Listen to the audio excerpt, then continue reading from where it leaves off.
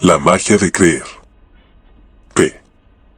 Pese a que, en todas las ruedas de prensa, firmas de libros o entrevistas en las que participo cada año, busco siempre enfocarme en el éxito, en las estrategias que nos pueden ayudar a vivir una vida plena y feliz. Siempre hay alguien que me pregunta sobre las causas más comunes del fracaso. En tal sentido, mi respuesta siempre es la misma: la mayoría de los fracasos no son el resultado de la falta de oportunidades o recursos. Tampoco es consecuencia de no contar con los talentos o las habilidades para lograr los objetivos propuestos. Aunque parezca difícil de aceptar, el componente principal del fracaso es la falta de fe, de convicción, de creer en nosotros mismos. Tan absurdo como pueda parecer, la mayoría de las personas que asegura querer triunfar y estar dispuesta a hacer lo que sea para alcanzar sus metas se queda corta en dicho propósito porque simplemente no cree que posea las destrezas y aptitudes para hacer sus metas realidad. 9. 10. Claude M. Bristol. Cada declaración de compromiso va seguida, casi de inmediato, de la duda correspondiente. Voy a empezar un negocio, pero, ¿qué sé yo de negocios? Este año sí tomaré control de mis gastos, pero ¿para qué me engaño si soy un comprador compulsivo? Quiero ser un mejor líder para mi equipo, pero ¿cómo lograrlo si soy un pésimo comunicador? Lo más triste de todo es que, en esta lucha constante entre la certeza y la duda, parece siempre ganar la segunda. Sin embargo, basta con echar un vistazo a nuestro alrededor para ver lo que sucede cuando actuamos con fe y convicción en nuestros sueños y en nuestras habilidades para hacerlos realidad. Empresas como Apple, Microsoft, Tesla, Facebook, Amazon y Starbucks, entre otras, son el resultado de la convicción y determinación de sus gestores. En cierto sentido, podríamos aseverar que ha sido la magia de creer la que se ha encargado de instaurar las circunstancias ideales para que dichas empresas prosperen. En 1989, cuando terminé mis estudios de doctorado y comencé a considerar la idea de empezar una empresa propia, cayó en mis manos un pequeño libro que se encargaría de mostrarme lo que puede ocurrir cuando eliminamos todos aquellos peros que suelen ser la antesala de la duda y la inseguridad. Ese libro, La magia de creer, es el mismo que ahora tienes en tus manos. Sin duda, autores como Norman Vincent Peale, Art Mandino, Napoleon Hill y Claude Presto cimentaron en mí la absoluta certeza de que, en el camino al éxito, nada reemplaza ni es más importante que la fe. Es curioso, a pesar de que todos deseamos saber cuál es el secreto que nos permitirá triunfar y ser felices, nunca se nos ocurre buscar dicho secreto en nuestro interior. Así, terminamos buscando fuera de nosotros algo que ya es parte de nuestra misma esencia. La magia de creer. 11. Napoleón Hill observaba que el ser humano llega a creer cualquier cosa que se repite a sí mismo, así sea una afirmación verdadera o falsa. Si alguien repite una mentira una y otra vez, con el tiempo termina por aceptarla como cierta y de ahí en adelante continúa actuando de acuerdo con una nueva realidad que ha programado en su mente. En la magia de creer, Bristol nos invita a cambiar las aseveraciones negativas que hemos utilizado hasta el momento por afirmaciones positivas que dibujen en nuestra mente los resultados que deseamos obtener. Él cree firmemente en que cualquier persona puede obtener un objetivo determinado siempre que tenga la inquebrantable convicción de que puede lograrlo y lo afirme con convicción y entusiasmo. Para demostrarlo, expone una serie de casos y ejemplos de vida a lo largo de todo el libro.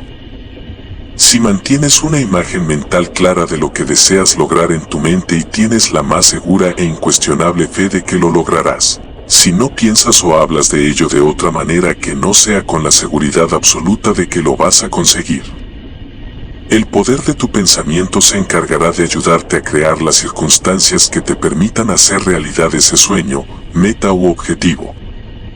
No obstante, ten presente que, a menos que actúes con seguridad y convicción, lo más probable es que las oportunidades que tu mente ha creado pasen de largo. La respuesta a lo que buscas, esa magia de la que escribe Bristol, no existe de acuerdo con tu fe mientras hablas, sino de acuerdo con tu fe mientras actúas. De nada sirve que pienses, proyectes y planees tu éxito si dicho plan no está acompañado por el propósito y la determinación de actuar. Espero que disfrutes de esta lectura tanto como yo lo hice hace ya varias décadas y, como siempre, nos vemos en la cumbre del éxito. Dr. Camilo Cruz. H. Hay algo, llámalo facultad, fuerza, elemento, ciencia, que algunas personas alcanzan a comprender y otras también a utilizar para superar sus dificultades y conseguir notables éxitos. Yo creo firmemente en su existencia. Ahora me propongo a hablar de ello de la forma más completa posible para que puedas usar este conocimiento en tu propio beneficio. Hace más de 15 años, el director de la sección financiera de un gran diario de Los Ángeles asistió a una conferencia que dicté a los especialistas en finanzas de dicha ciudad y leyó mi folleto, TNT. El poder está en tu mente, en inglés TNT Rocks the Earth. Después, me dijo, ¿ha logrado usted captar el conocimiento etérico de ese algo que tiene la calidad mística que explica la magia de las coincidencias, el misterio de lo que hace afortunados a los hombres? En ese momento, comprendí que había dado con algo práctico que era, de hecho, efectivo. Pero ni entonces ni ahora lo consideré nada místico, salvo en el sentido de que es un poderoso elemento desconocido por la mayoría de las personas. Ese algo siempre lo han conocido los afortunados seres humanos que han triunfado en todas las épocas, pero que, por algún motivo que nos es desconocido, es ignorado por la persona promedio. Hace ya bastantes años, comencé a enseñar esta nueva ciencia por medio de conferencias y de la difusión de mi folleto. Sin embargo, no estaba muy seguro de que el hombre común lograría comprender los conceptos. Desde entonces, he visto repetidamente a quienes la utilizan duplicar y triplicar sus ingresos, iniciar y triunfar en nuevos negocios y empresas, adquirir mansiones campestres y amasar considerables fortunas. Entonces, he llegado a la conclusión de que cualquier persona inteligente que sea sincera consigo misma puede alcanzar las alturas que se proponga.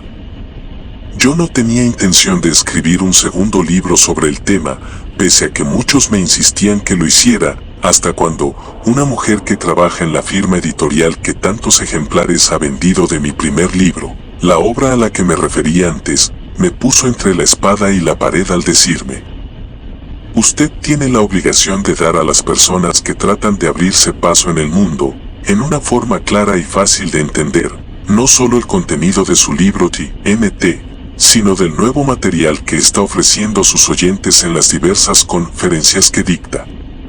Todo aquel con ambición desea estar al día y usted ha demostrado ampliamente que tiene algo que puede ayudar a cualquiera.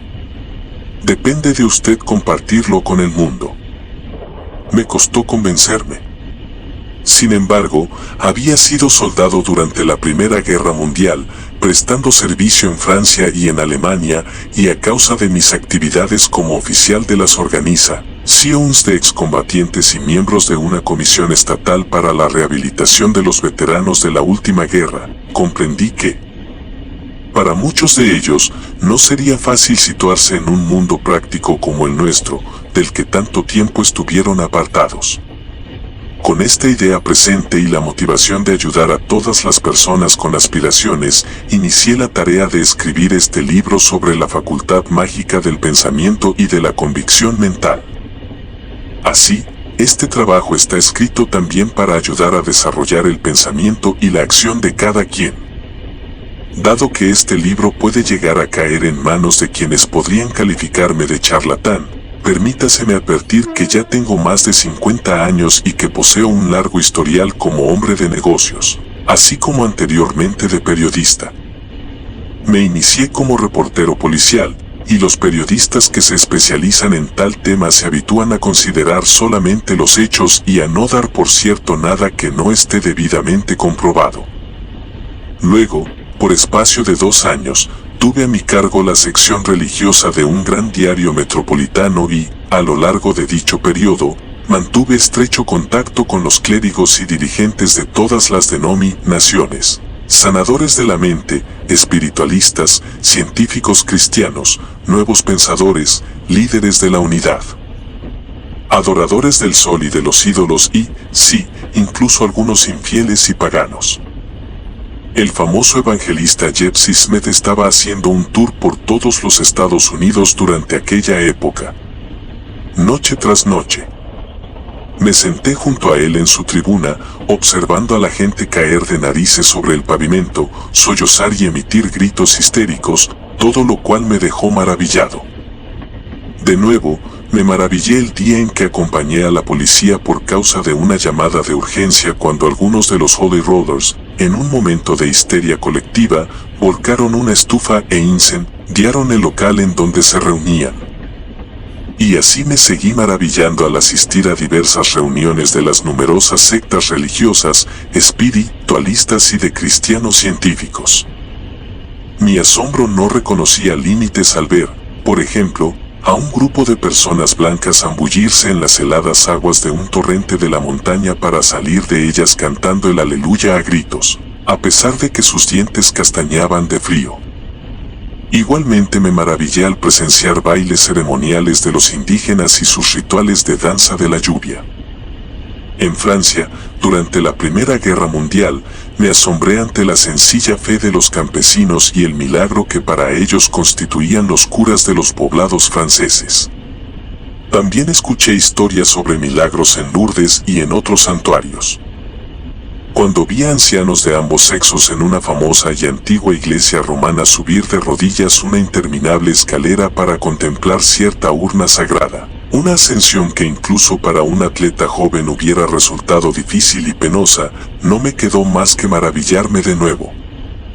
Los negocios me pusieron en contacto con los mormones. Cuando descubrí la creencia en la historia de Joseph Smith y en las revelaciones de las láminas de oro, quedé boquiabierto. Lo mismo me sucedió con los ducoboros del oeste del Canadá, que se caben las ropas cuando se los provocaba. Durante mi permanencia en Hawái, oí hablar del poder de los quejunes, quienes, según se asegura, hacer vivir o morir a una persona por la mera fuerza de sus plegarias. El enorme poder atribuido a estos quejunes me impresionó hondamente. En mis primeras épocas de periodista, vi a un famoso médium tratando de materializar espíritus ante una sala judicial llena de un público que se burlaba del espiritismo. El juez había prometido poner en libertad al médium si conseguía hacer hablar a entidades del otro mundo ante el tribunal. No lo consiguió, y yo me pregunté por qué, ya que los numerosos admiradores y partidarios del médium aseguraban haber visto materializarse a los espíritus en diversas sesiones, y así lo atestiguaron. Muchos años después, se me encargó que escribiera una serie de artículos sobre adivinos y especialistas en decir la fortuna, en ver el futuro de las personas. Visité a todas las variantes del género, desde gitanas y pronosticadores del futuro a través de la bola de cristal, hasta astrólogos y espiritistas. Así, tuve oportunidad de escuchar las voces de los viejos guías indígenas que me hablaron del pasado, del presente y del futuro, y de entablar diálogos con parientes míos fallecidos de cuya existencia no tenía ninguna idea. Varias veces he estado en salas de un hospital viendo morir a diversas personas, mientras que otras, aquejadas de males extremadamente graves, lograban restablecerse en poco tiempo. He conocido a personas que no podían caminar recuperarse de su dolencia en cuestión de días. Incluso he conocido personas que afirman haberse curado de sus reumatismos o de sus artritis por el simple procedimiento de llevar un alambre de cobre en torno a la muñeca, y otros por medio de la sanación mental. Parientes y amigos íntimos me han contado cómo desaparecieron súbitamente las verrugas de sus manos.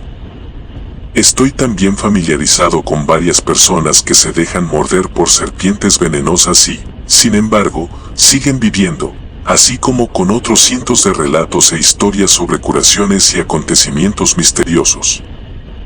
Adicionalmente, me he hecho conocedor de vidas de grandes hombres y mujeres de la historia y me he entrevistado con destacadas personalidades de nuestro tiempo, notables en diversos aspectos de la actividad humana.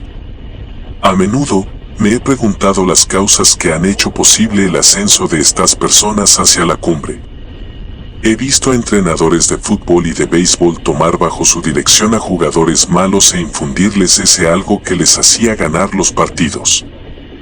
Y en los peores días de la depresión económica, vi comercios quebrantados y al borde de la ruina total dar un cambio brusco para comenzar a obtener más beneficios que nunca. Al parecer, yo nací con una curiosidad sin límites, por lo cual siempre me sentí poseído por un insaciable deseo de buscar explicaciones y respuestas a todo. Ese deseo me ha llevado a lo largo de mi vida a muchos lugares extraños, a conocer casos muy raros y a leer todo libro relativo a religiones, cultos y ciencias físicas y mentales al alcance de mi mano. He leído muchísimos libros sobre psicología moderna, metafísica, magia antigua, yoga, teosofía, cristianismo científico, unidad, verdad, nuevo pensamiento, la teoría de las afirmaciones y autosugestión del psicólogo Cowey y muchos otros temas relacionados con lo que yo califico asuntos de la mente, así como las filosofías y enseñanzas de grandes maestros del pasado. Algunas de estas lecturas me parecieron meras insensateces, otras, simplemente extrañas, y otras, muy profundas. Así, poco a poco, fui descubriendo que hay un hilo dorado que une todas las diferentes enseñanzas y que las hace útiles y eficaces para aquellos que realmente las aceptan y aplican. Ese hilo se puede designar con una simple palabra: fe, creencia o convicción. Es ese mismo elemento, la convicción, lo que permite que los enfermos se sanen mediante la sugestión mental y el que hace posible a muchos otros subir por la escalera del éxito. En general, es la convicción la que produce resultados fenomenales a todos aquellos que le sacan provecho. La convicción es algo que obra milagros, no es cosa que se pueda explicar satisfactoriamente, pero no cabe la menor duda sobre su efectividad. Así, descubrí que hay una magia verdadera en la creencia, y mis ideas comenzaron a dar vueltas en torno al poder mágico del pensamiento y la convicción. Cuando publiqué la primera edición de TNT, yo creí que todo el mundo lo entendería fácilmente, pues era un libro escrito con sencillez. Sin embargo, con el correr del tiempo, me encontré con las críticas de innumerables lectores descontentos, pues, mientras para unos estaba excesivamente condensado y simplificado, para otros era difícil o imposible de entender. Yo había supuesto que la mayor parte de la gente sabía algo sobre el poder del pensamiento, pero pude verificar que estaba equivocado y que eran muy pocos los que poseían algunos conocimientos sobre esta facultad. Posteriormente, a través de mis numerosos años de conferencias en auditorios de clubes, empresas y organizaciones de ventas, descubrí que, aunque la mayor parte de las personas se interesaba vivamente por este tema, era necesario comenzar a explicárselo comenzando por su ABC. Por eso, me decidí a escribir este libro en un lenguaje sencillo, de manera que pueda entenderlo cualquiera, con la esperanza de que ayude a todos los lectores a alcanzar los objetivos de su vida. La ciencia del pensamiento es tan antigua como el hombre mismo. Los sabios de todas las épocas la han conocido y utilizado. En este libro, lo único que hago es traducir al lenguaje moderno dicha ciencia y exponer, a través de una sencilla interpretación, lo que en la actualidad están haciendo unas cuantas personalidades ilustradas muy notables.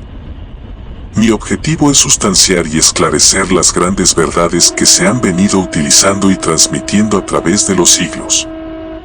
Afortunadamente para el mundo, la gente está empezando a darse cuenta de que, después de todo, hay mucho de verdad en esto de los asuntos de la mente.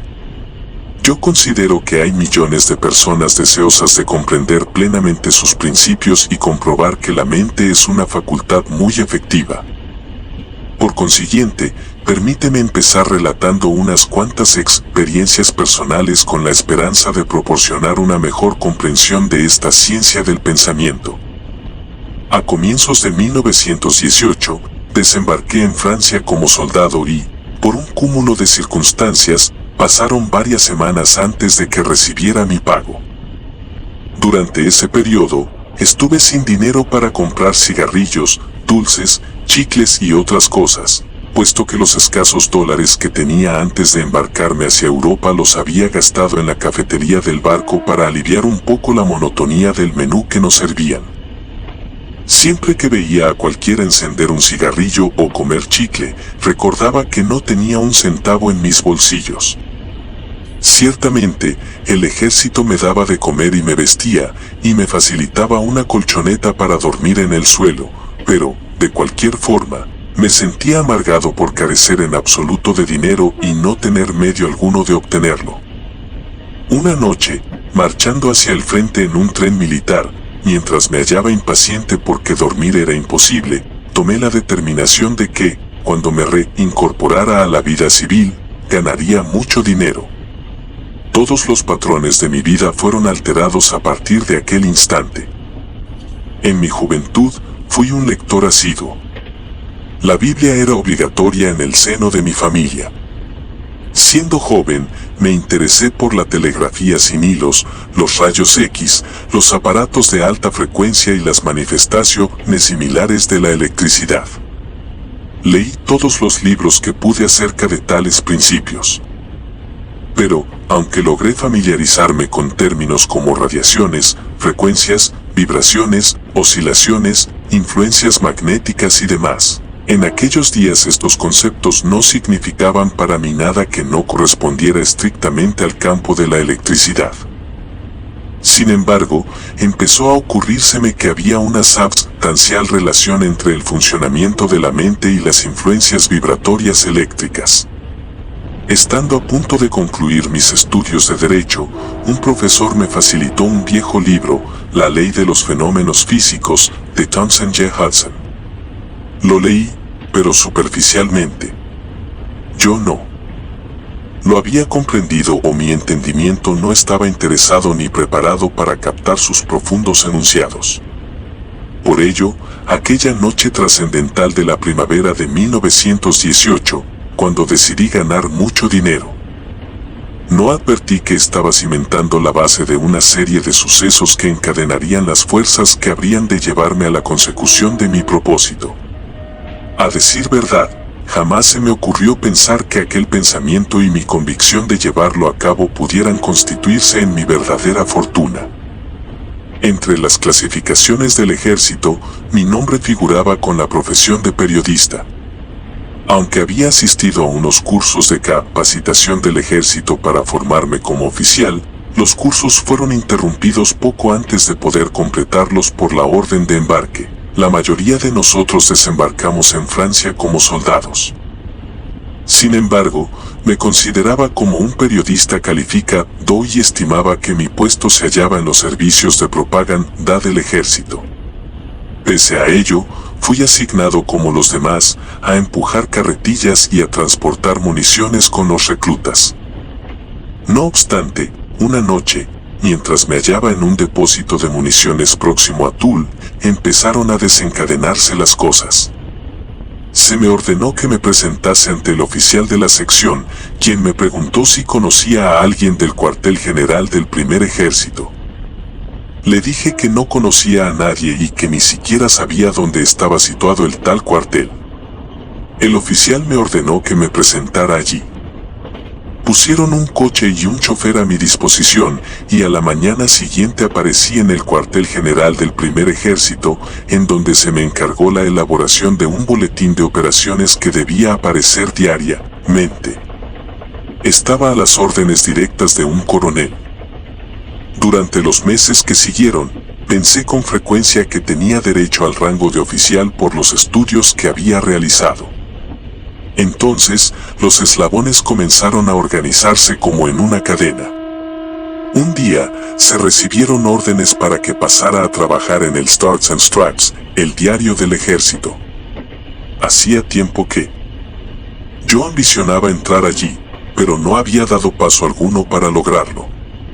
Al día siguiente, mientras me preparaba para ir a París, fui llamando por el coronel, quien me mostró un telegrama firmado por el ayudante general del gran cuartel, preguntándole si estaba disponible para confiarme el grado de oficial y conferirme mando. El coronel me preguntó si prefería el grado o si deseaba ingresar en el Stars and Stripes. Como la guerra estaba a punto de terminar y a mí me agradaba hallarme con otros periodistas, dije que prefería el diario. Jamás supe quién hizo que me enviaran el telegrama, pero, evidentemente, algo trabajó en mi favor. Llegado el armisticio, mis deseos de dejar el ejército se iban intensificando cada día. Deseaba comenzar a hacer mi fortuna, pero el Stars and Stripes no cesó de publicarse hasta el verano de 1919. Solo regresé a la patria hasta el mes de agosto. Sin embargo, las fuerzas que yo inconscientemente había puesto en marcha ya comenzaban a actuar en mi favor para ayudarme a lograr una sólida posición económica. A las 9:30 de la mañana siguiente, recibí en mi casa una llamada telefónica del presidente de un famoso club del que yo había sido miembro activo. Me dijo que me pusiera en contacto con cierto importante hombre de negocios especializado en cuestiones bancarias que había leído la noticia de mi regreso y deseaba hablar conmigo antes de que me reincorporara a la vida periodística. Llamé al hombre en cuestión y, a los 2 días, inicié mi nueva carrera como bancario, que más adelante me condujo a la vicepresidencia de una importante firma. Aunque al principio mi salario era insignificante, pronto advertí que me hallaba en el negocio que me brindaría numerosas oportunidades para hacer dinero. Por supuesto, ignoraba cuáles serían esas oportunidades y cómo ganaría el dinero, pero yo sabía que conseguiría esa fortuna que ambicionaba. Y sí, en menos de 10 años no solo la obtuve, y de gran tamaño, sino que ya era un importante accionista de la corporación y obtenía considerables beneficios. Durante aquellos años, predominaba en mi mente el cuadro mental de la riqueza. Muchas personas, en sus momentos de abstracción o mientras están hablando por teléfono, hacen garabatos sobre un papel, dibujan cosas caprichosas o escriben determinadas letras y palabras. Mi garabateo sobre el papel siempre eran los mismos $, signos de dólares. Todos los papeles de mi escritorio estaban llenos de tales signos, las tarjetas inservibles, el dorso de mis libretas de anotaciones, las guías telefónicas e incluso los sobres de la correspondencia que había recibido. Declaro todo esto a mis lectores, porque mi historia sugiere una mecánica a emplear para la utilización de este poder mágico, como luego explicaré detalladamente. Durante los últimos años, he podido comprobar que los principales problemas que agobian a la gente son de carácter financiero. En los días de la posguerra, cuando impera la más intensa competencia, son millones de personas las que deben enfrentarse a tal problema. Sin embargo, esta ciencia podrá ser efectiva para lograr el objetivo que se desee, cualquiera que sea. Permíteme que, a este respecto, les cuente otra de mis experiencias. Poco después de que se me ocurriera la idea de transcribir mi primer libro y antes de que emprendiera la tarea de escribirlo, decidí efectuar un viaje al Oriente y me embarqué en el Empress of Japan, un buque famoso por su excelente cocina. En mis viajes por Canadá y Europa, me aficioné al consumo de un queso llamado trapista que fabricaban los monjes de Quebec, y cuando descubrí que no figuraba en el menú a bordo, me quejé en broma de tal ausencia ante el maitre del comedor, diciéndole que me había embarcado en aquella nave con el propósito de comer queso trapista. Me contestó que lo lamentaba mucho, pero que no había ni una sola pieza a bordo. Una noche, después de una reunión en el salón de fiestas, cuando volví a mi cabina pasada ya la medianoche, vi que en el camarote del capitán había una mesa puesta y, en el centro de ella, un enorme queso trapista. Pregunté al jefe de los mozos de dónde había salido aquel queso y me contestó: creíamos estar seguros de que no había ninguno a bordo, pero, al mencionarlo usted, decidimos buscar cuidadosamente por toda la nave. Finalmente, encontramos una pieza en el fondo de la despensa de reserva. Así también, en aquel viaje, las cosas salían conforme a mis aspiraciones. Aun cuando no tenía derecho alguno a un trato especial, en adelante me senté a la mesa del capitán y fui su huésped durante casi todo el viaje. Como es natural, el trato que me dieron me causó una gran impresión y ya en Honolulu pensé que sería agradable recibir las mismas atenciones en el viaje de regreso. Una tarde, tuve el repentino impulso de partir hacia mi país. Ya era casi la hora de cerrar la oficina de la compañía cuando llegué para ver qué pasaje podía conseguir. Me informaron que a las 12 del día siguiente salía un barco y que quedaba una única cabina disponible. Me quedé con ella y, al día siguiente, poco antes de la hora de partida, subía por la planchuela del buque, diciéndome, bueno, te trataron como a un rey en el Empress of Japan. Lo menos que puedes hacer aquí es comer en la mesa del capitán. Sin duda, te sentarás en esa mesa. El buque se puso en marcha y, mientras salíamos del puerto, un mozo advirtió a los pasajeros que pasaran al comedor para señalarle su lugar en la mesa. Al pedirme mi pasaje, lo miró y dijo, ah, sí. Mesa A, asiento número 5. Era la mesa del capitán y yo me sentaba frente a él. Muchas cosas amables sucedieron en aquel viaje.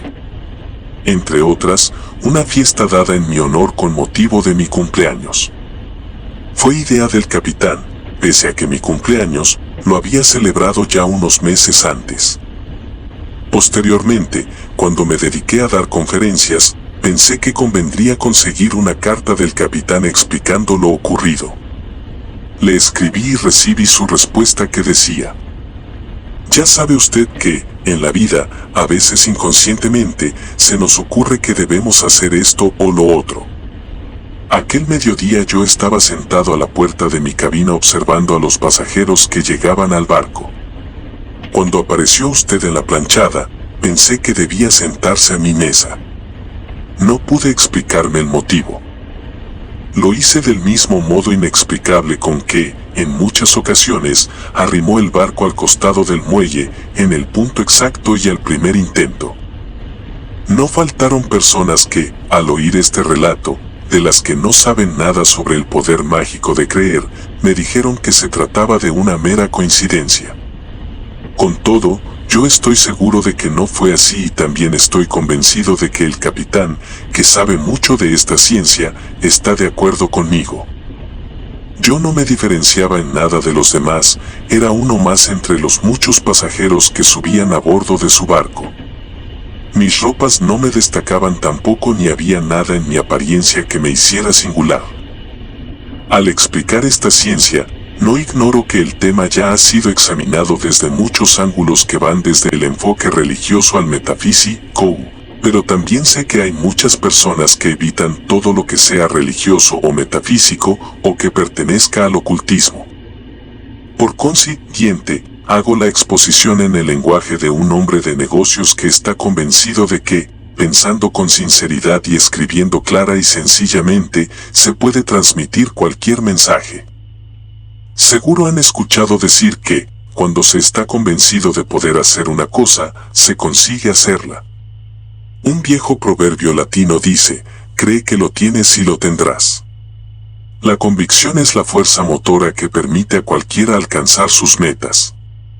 Si alguien está enfermo y sus pensamientos o creencias logran inducirle a la convicción de que se va a curar, empezará a atraer todas las probabilidades de sanar a su favor. Es la propia convicción o la confianza fundamental la que hace efectivos todos los resultados materiales. Desde luego, hablo de cosas factibles en las personas normales, mentalmente equilibradas. No quiero decir que un paralítico de repente pueda destacarse jugando al fútbol o que una persona sin estudios pueda ganar milagrosamente el Premio Nobel de Física, porque todas las probabilidades están en su contra. Sin embargo, incluso tales casos pueden suceder, pues es factible que se produzcan curas asombrosas y cambios sorprendentes. Creo firmemente que, cuanto más aprendamos sobre la ciencia del poder del pensamiento, asimismo seremos testigos de muchas de las curaciones que hoy parecen imposibles a los médicos y a la ciencia ortodoxa. Finalmente, nadie debe sentirse desanimado por nada, ya que en esta vida todo puede suceder y la fe y la esperanza actúan como los factores más positivos para que se produzcan los milagros.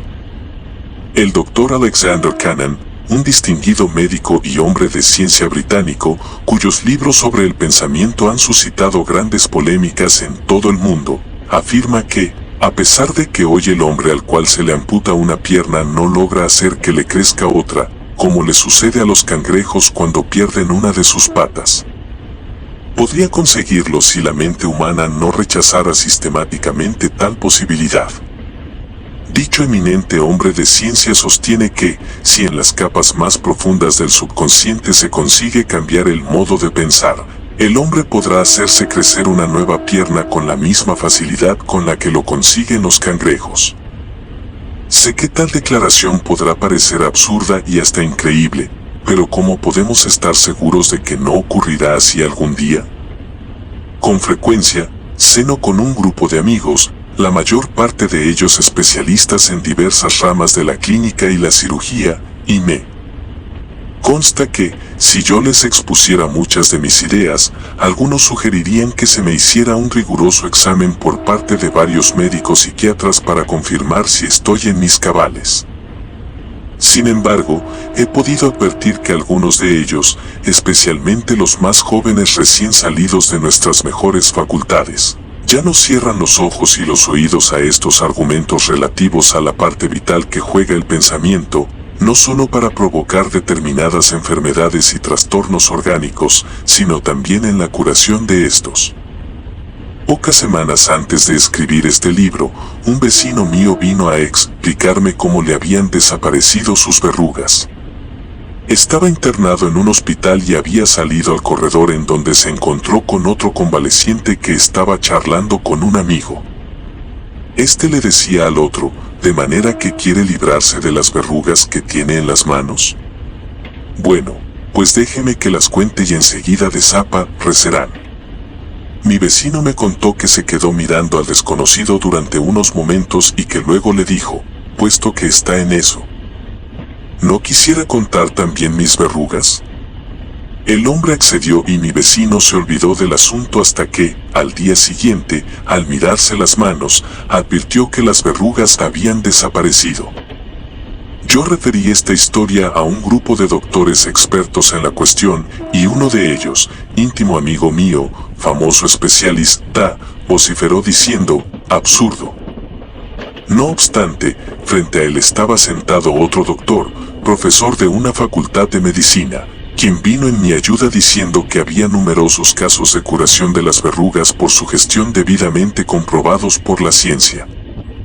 Aunque me sentí tentado a preguntar si alguno de ellos sabía que, en enero de 1945, la Facultad de Medicina de la Universidad de Columbia había creado la primera clínica de medicina psicoanalítica y psicosomática del país, con el propósito de estudiar la mente subconsciente y las relaciones entre el espíritu y el cuerpo, guardé silencio.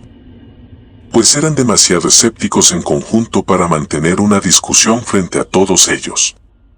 Con todo, estaba seguro de que muy pocos de ellos recordaban que, varios años atrás, las revistas informaron cómo Heim, un geólogo suizo, había logrado suprimir las verrugas por mera sugestión, citando asimismo el procedimiento del profesor Bloch, otro especialista suizo que empleaba efectivamente la psicología y la sugestión con el mismo propósito. Con posterioridad a la mencionada conversación, han sido muy difundidos los hallazgos del Dr. Frederick Kaus, notable autoridad médica canadiense, quien afirma rotundamente que la sugestión llega en algunos casos a curar verrugas de tipo infeccioso provocadas por virus. En un artículo publicado en el Canadian Medical Association Journal, en 1945, el Dr. Kaus dice: en todos los países del mundo se conocen ciertos procedimientos mágicos para curar las verrugas, los cuales van desde cubrirlas con tela de araña hasta enterrar huevos en un cruce de caminos durante la luna llena. Todos esos procedimientos mágicos son eficaces si el paciente cree en ellos.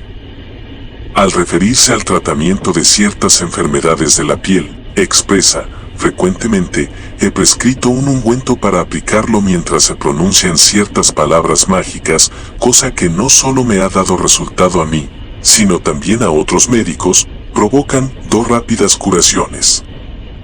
Él destaca también que la sugestión opera en la terapia de los rayos X, que cura incluso cuando el especialista no le da energía al aparato. Los experimentos realizados con sesiones simuladas de rayos X permitieron confirmar esta observación. En los trabajos efectuados sobre el particular por el Dr. Kals hallamos ejemplos del poder mágico del pensamiento, el cual logra curar verrugas y enfermedades de la piel, entre otras, por la sola fuerza de la sugestión. En otra ocasión, charlábamos mis amigos médicos y yo en torno al problema de la telepatía, y yo les dije que nuestros mejores eruditos y hombres de ciencia creían en ella, mencionando además el nombre del Dr. Alexis Carrel, miembro emérito del Instituto Rockefeller. Carrel no solo creía en la telepatía, sino que afirmaba la existencia de pruebas científicas definitivas sobre la capacidad humana para transmitir su pensamiento a otros cerebros, incluso a grandes distancias.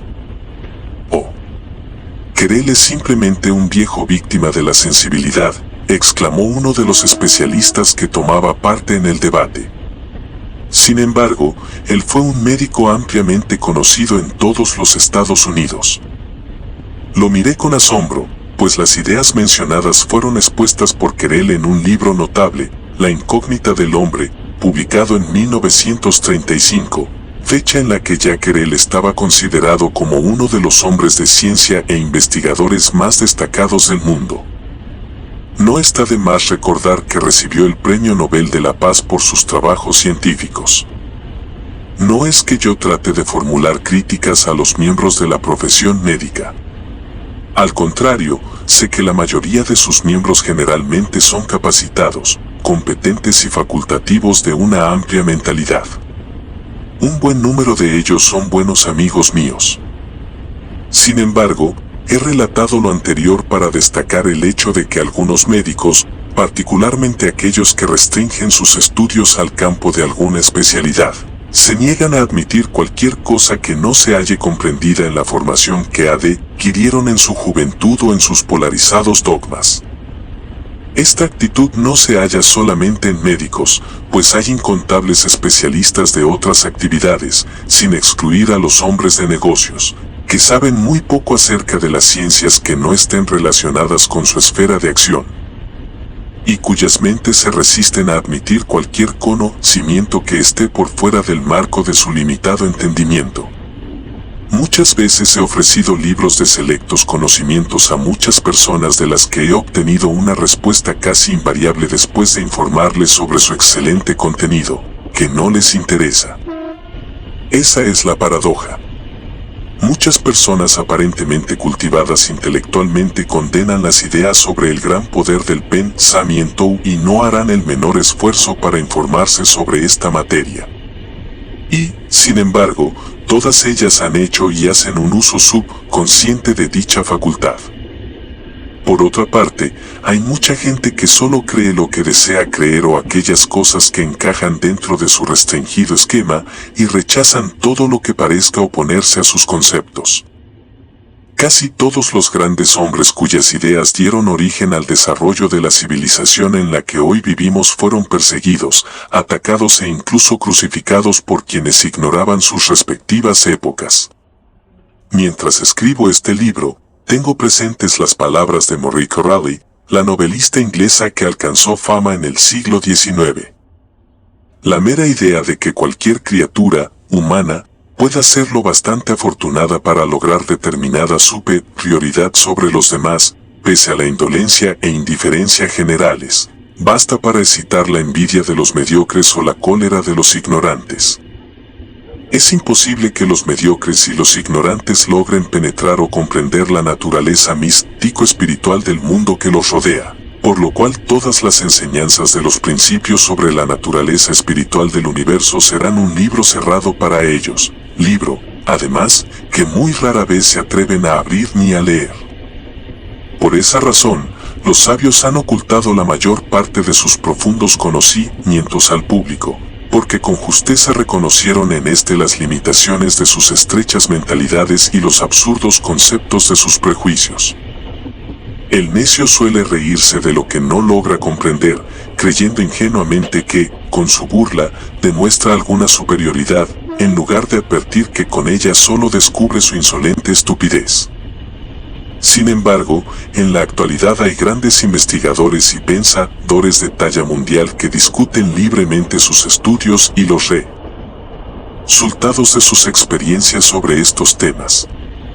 Charles P. Steinmetz, prestigioso ingeniero de la compañía General Electric, declaró poco antes de morir: los progresos más importantes que se harán en los próximos 50 años serán los relativos al mundo del espíritu y del pensamiento.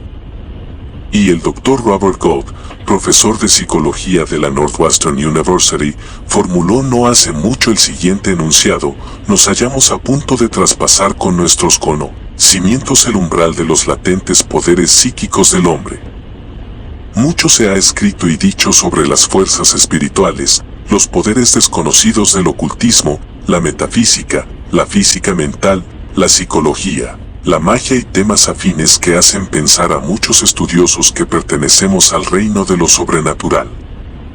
Tal vez sea cierto eso, pero mi teoría personal es que la única explicación sobre todos estos poderes queda supeditada al siguiente principio, que solamente la fe, las creencias o las convicciones convierten estos poderes en realidades.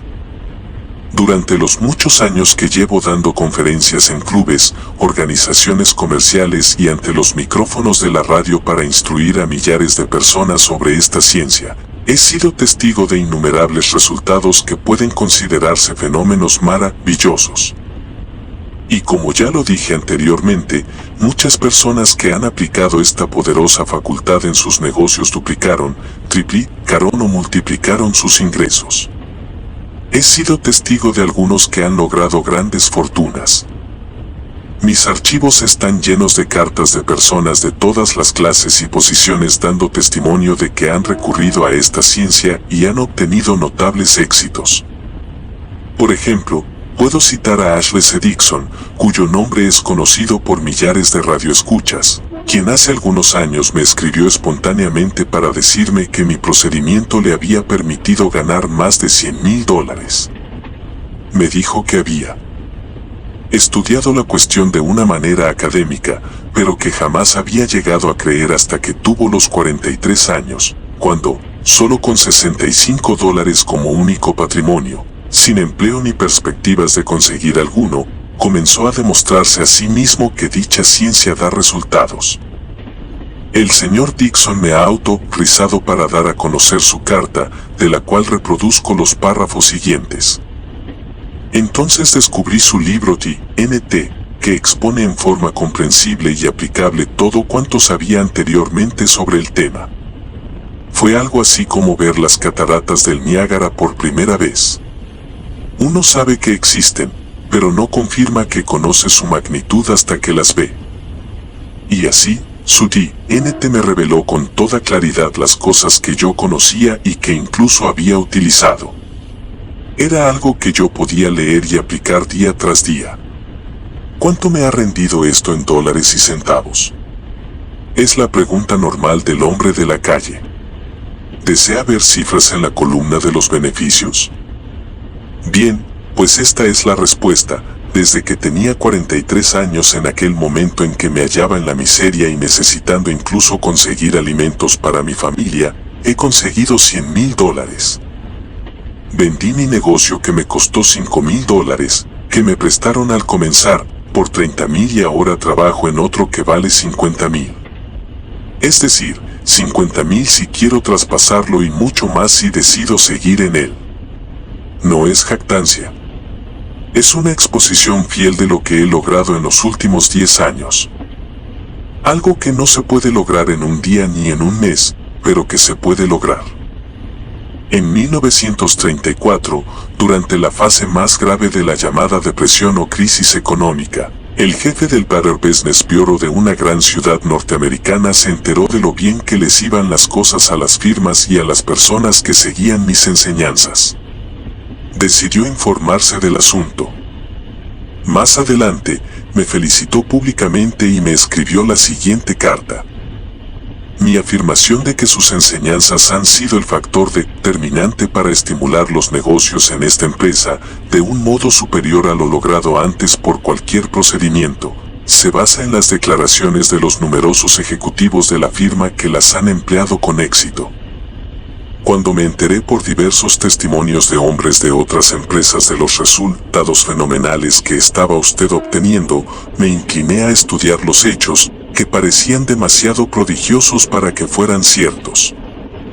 Pero al hablar con los jefes de las empresas que utilizaban sus enseñanzas y con los vendedores que habían duplicado y triplicado sus ingresos, así como al escuchar los informes de quienes asistían a sus conferencias, advertí claramente que la impresionante y dinámica fuerza que se materializaba con esa teoría no es cosa que todos podamos comprender inmediatamente, pero las empresas y los individuos que sigan sus sugerencias pueden esperar con seguridad llegar a obtener resultados extraordinarios y sorprendentes.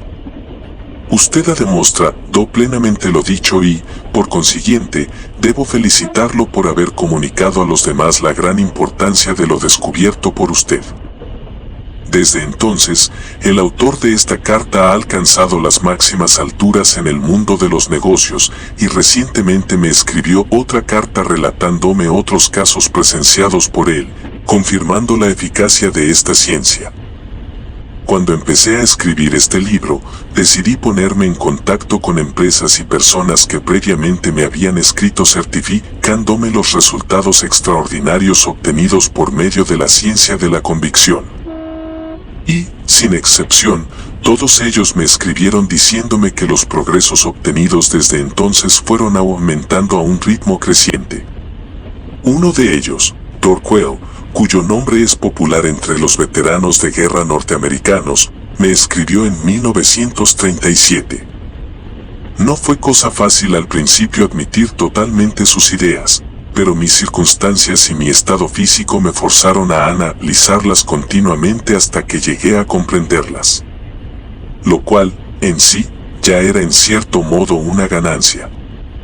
En febrero de 1924, me vi afectado por una parálisis de la cintura para abajo que me obligó a utilizar muletas para andar. Para un hombre como yo, que había desplegado gran actividad en el mundo de los negocios, director de banco, aquella forzosa inactividad resultaba insoportable. En el orden económico, solo podía soportarla porque recibía una pensión de nuestro gobierno, ya que mi parálisis era consecuencia directa de los servicios prestados en campaña durante la Primera Guerra Mundial. Pero en 1933, los funcionarios del gobierno dejaron de considerarlo así y me fue suprimida la pensión. Así que tuve que pensar en ganarme la vida. Mi casa y las pocas propiedades que tenía estaban tan hipotecadas que prácticamente ya no me pertenecían. Las perspectivas no tenían nada de agradables, ni el futuro me ofrecía esperanzas de ninguna especie. La necesidad me obligó a poner en práctica los principios tan brillantemente expuestos por usted. Y, al hacerlo, hallé la comprobación de su veracidad. Posiblemente me favoreció algo el hecho de que seguí el camino de mis actividades anteriores debido a que mi incapacidad física me impedía orientarme en otra dirección. Pero la persistencia da confianza y ahora sé que una actitud mental justa seguida por una acción consistente engendra el éxito. Yo todavía no he alcanzado el éxito que deseo lograr, pero eso no me preocupa, ya que en la actualidad vivo bien, he salvado mis propiedades y conozco la fórmula que conduce al éxito total. Cuando uno tiene bien arraigado ese conocimiento, todo temor desaparece y las cosas marchan a nuestro favor. Cuando me encontré con el señor Quayle por primera vez, hacía poco había iniciado su nuevo negocio con un escritorio en el rincón de una plomería. En los años siguientes, fue para mí de gran satisfacción verle cambiar de lugar sucesivamente, pues sus asuntos prosperaban a saltos visibles. Hoy día, él ocupa toda la planta baja de un rascacielos y su establecimiento es el más importante en su género de toda una gran ciudad norteamericana. Comprendiendo que su historia y su éxito eran notables, le pedí permiso para dar a publicidad su carta anterior, a lo cual me respondió: por supuesto. Hágalo si considera que con ello ayuda a otros. Y, de paso, puede agregar que ahora ocupo un amplio local y que tengo 22 empleados, y que voy a construir un edificio propio en uno de los lugares más céntricos de la ciudad. Tengo el más sincero deseo que todo el mundo conozca sus enseñanzas. Cuando descubrí la ciencia de la que hablo, no tenía la más remota idea de escribir un libro. Mi primer pensamiento fue utilizarla en mi propio beneficio para salvar de la bancarrota a mi organización. Yo era entonces vicepresidente de un banco muy conocido. La crisis nos había aplastado y estábamos aproximándonos al desastre total. No sé si estuve inspirado o no, lo que sí puedo decir es que dicté el primer borrador de TNT en su totalidad en el escaso lapso de 5 horas, sin tener notas ni referencias de ninguna especie. Al mismo tiempo que se me ocurrió la idea del libro, comenzó a flotar en mi mente la expresión conciencia cósmica, pero en aquel entonces no significó nada para mí. Solo después de haber publicado mi TNT. El poder está en tu mente y cuando el libro llegó a manos de una escritora que vivía en Nueva York, comprendí el significado de tal expresión. Ella me escribió lo siguiente: durante los últimos 10 años he venido devorando esa filosofía, la esbozada en TNT, y gracias a ella pude instalarme en Nueva York, vender más trabajos a los editores, hacer 2 viajes a Europa y comprarme zorros plateados. Todo. Ello después de haber estado durante muchos años como una empleada de $30 por semana. En la misma carta, me invitaba a que leyera el libro Conciencia Cósmica, del Dr. Richard Maurice Buck, refiriéndome que en él figuraban brillantes relatos sobre experiencias de inspiración súbita. Lo leí y me quedé sorprendido al ver que lo que me había sucedido a mí al ocurrírseme escribir en 5 horas mi libro era un caso semejante a los muchos otros que relataba el autor. En el primer manuscrito, describí detalladamente mi inspiración, expresando que me sentí iluminado por la percepción e influencia de una brillante luz blanca, pero luego desistí de exponerlo así cuando, después de leerle el manuscrito a un íntimo amigo, me insistió para que cambiara la frase, diciéndome: la gente no comprenderá de qué estás hablando ni qué significa esa luz blanca, e incluso es posible que algunos piensen que estás loco. Por consiguiente, cambié la frase en cuestión.